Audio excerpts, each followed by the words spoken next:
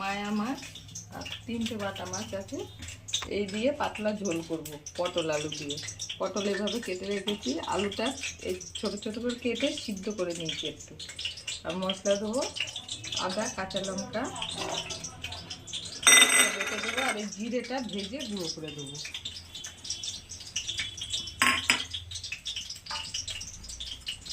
বাটাটা হয়ে গেছে, মাছগুলো লবণ হলুদ মাখিয়ে নিচ্ছি, এবার ভেজে নেব। ঠিক আছে, এবার মায়া মাছগুলো ভাজবো, তুলে নিচ্ছি। দেবো না, পটলগুলো আলু দিয়ে ভেজে নিচ্ছি।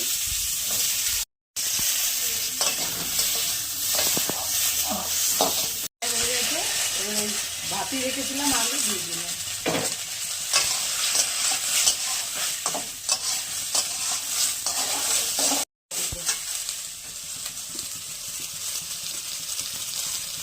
লবণ দিয়ে দিলাম, হলুদ দিয়ে দিলাম, আর একটু ভেজে নেব।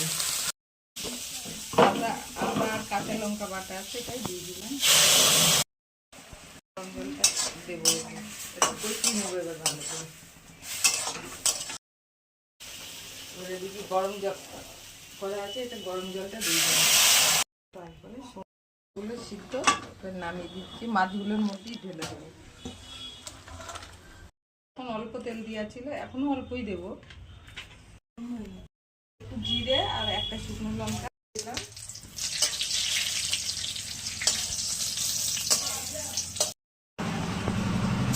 ভেজে গুঁড়ো করে রেখেছিলাম, দিয়ে দিলাম, কিছুক্ষণ ফুটাবো, তারপরে নামিয়ে নেব।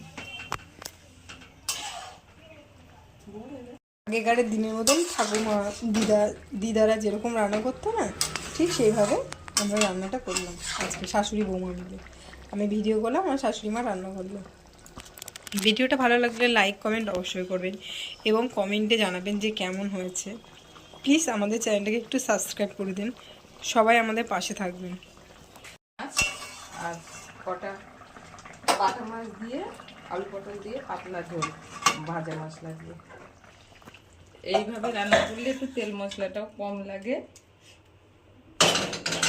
গরমে মশলা ছাড়া তরকারি ভালো লাগে, কিন্তু গরম না এখন খুব, এরকম পাতলা ঝোল করতে